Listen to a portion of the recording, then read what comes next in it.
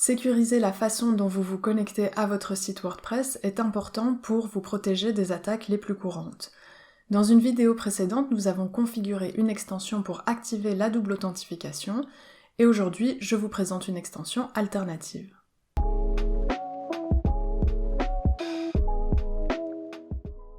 Bonjour, c'est Nora et sur cette chaîne, je vous aide à optimiser votre site WordPress. Dans cette vidéo, je vais vous montrer comment activer la double authentification et renforcer la sécurité de vos connexions avec WordFence Login Security. Cette extension est une version allégée de l'extension de sécurité WordFence. Elle ne comprend que le module de sécurisation des connexions, qui va cependant bien au-delà de la double authentification. Je vous montre maintenant comment la configurer. Je vais commencer par aller dans Extensions ajoutées. Je vais faire une recherche pour WordFence et je vais installer et activer la version Login Security. Ensuite, j'ai un nouveau menu qui s'est créé. Je vais cliquer sur Login Security. Ici, j'ai une invitation à installer l'extension version complète. Mais je vais commencer par configurer mon authentification à 2 facteurs. Pour ce faire, je vais simplement ouvrir mon application depuis mon téléphone. Vous avez ici, en cliquant sur ce lien, l'ensemble des applications qui ont été testées avec l'extension WordFence. Je vais scanner le code QR qui est ici, et si vous ne pouvez pas scanner avec votre téléphone, vous pouvez rentrer ce code manuellement. Ensuite, je vous invite à télécharger vos codes de récupération, qui sont 5 codes à 16 caractères, à usage unique, qui vous serviront si vous perdez l'accès à votre téléphone et que vous n'avez plus votre code à 6 chiffres. Ces codes de récupération, vous pouvez les imprimer et les garder en lieu sûr. Ensuite, je vais entrer mon code pour vérifier que ma configuration a été faite correctement. Et j'active tout ça. On me rappelle de télécharger mes codes, ce que je vous invite à faire si vous ne l'avez pas encore fait. Pour ma part, je vais passer. Et ma double authentification est activée. Vous avez également la possibilité de générer des nouveaux codes si vous avez perdu les anciens, si vous ne les retrouvez pas, et ces nouveaux codes vont complètement annuler les codes précédents. Ensuite, je passe à l'onglet Paramètres, et ici, mon premier paramètre, c'est un résumé des utilisateurs qui ont configuré ou pas la double authentification. Donc ça peut être intéressant si vous avez beaucoup d'utilisateurs sur votre site, vous pouvez voir qui l'a configuré ou pas. Le deuxième paramètre est important, c'est la configuration de quel rôle d'utilisateur doivent ou non utiliser l'authentification à 2 facteurs. Pour le rôle d'administrateur, l'authentification est optionnelle par défaut et vous pouvez la rendre obligatoire.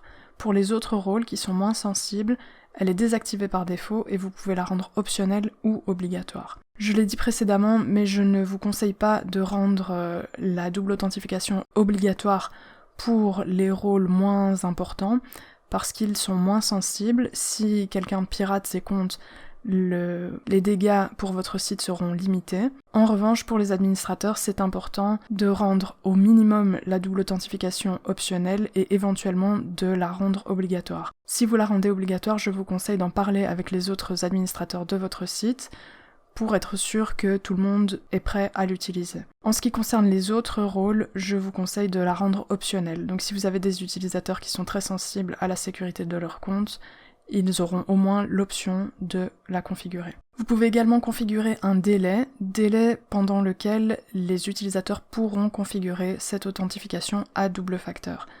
S'ils ne le font pas durant ce délai, leur compte sera verrouillé et pour le déverrouiller, il faudra qu'ils la configurent effectivement.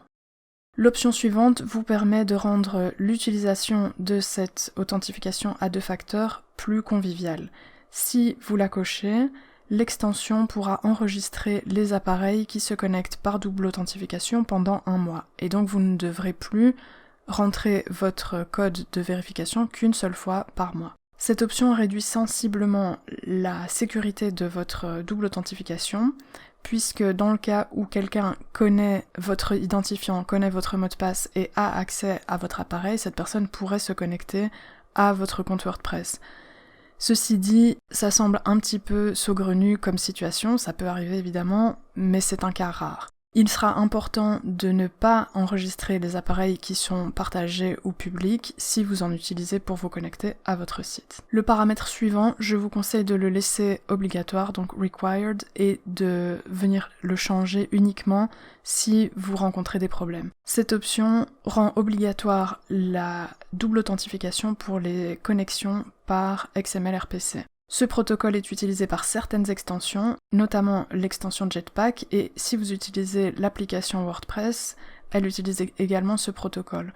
Donc, par défaut, le paramètre est obligatoire, et si vous rencontrez des problèmes avec une de vos extensions ou s'il y a un problème sur votre site, vous pouvez revenir à ce paramètre et changer pour skipped, donc passer cette option.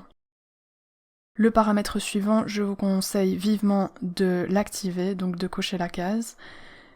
Il désactive les authentifications par XML-RPC et ce protocole XML-RPC est le protocole par excellence qui est utilisé par les attaques par force brute. Donc en désactivant XML-RPC, vous allez réduire considérablement le nombre d'attaques sur votre site. Mais de nouveau, si vous constatez que ça crée des problèmes avec certaines extensions, il faudra donc activer XML-RPC et donc désactiver ce paramètre.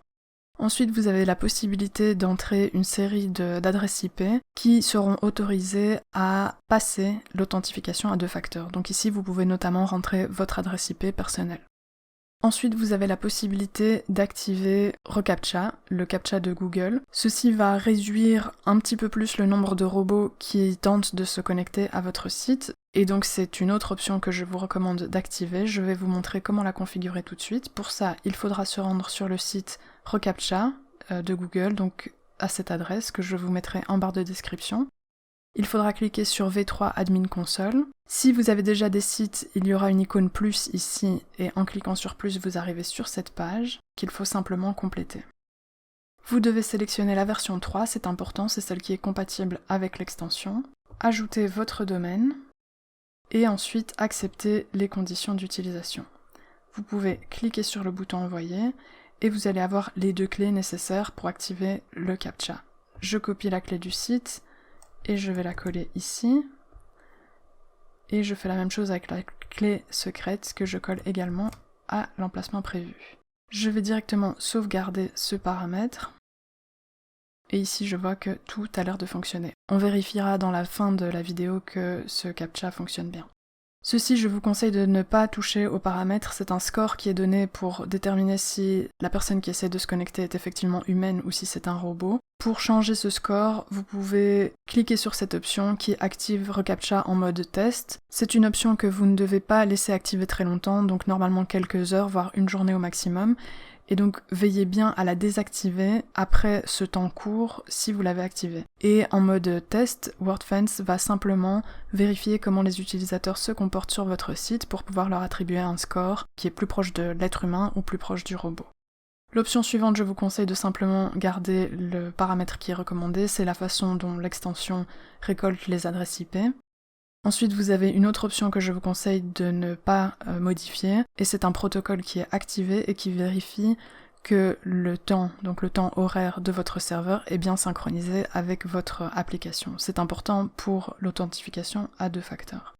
Ensuite, vous pouvez cocher cette case si vous avez un site WooCommerce, et ceci vous permet d'intégrer reCAPTCHA et la double authentification à vos formulaires d'inscription et de connexion WooCommerce. Si vous cochez cette case, il faudra ensuite tester vos formulaires de connexion et de création de compte. C'est important pour être sûr que tout est compatible. Et enfin, la dernière option, vous avez la possibilité de supprimer toutes les données de l'extension au moment de sa désactivation. Ceci, ça peut être utile si vous avez un problème avec la double authentification sur votre site, mais sachez que ça va désactiver la double authentification pour tous les utilisateurs qui l'ont activée. Si vous n'avez pas beaucoup d'utilisateurs, ça ne posera pas de problème, mais s'il y a beaucoup de personnes qui ont configuré leur double authentification, soyez attentifs que ça ne pose pas de problème majeur. Maintenant que j'ai tout configuré, je vais me déconnecter pour vérifier que tout fonctionne correctement. Donc avant de me reconnecter, je vois ici que mon CAPTCHA a bien été configuré, et donc c'est un CAPTCHA invisible, donc je vois le logo, mais je n'ai pas à remplir de formulaire.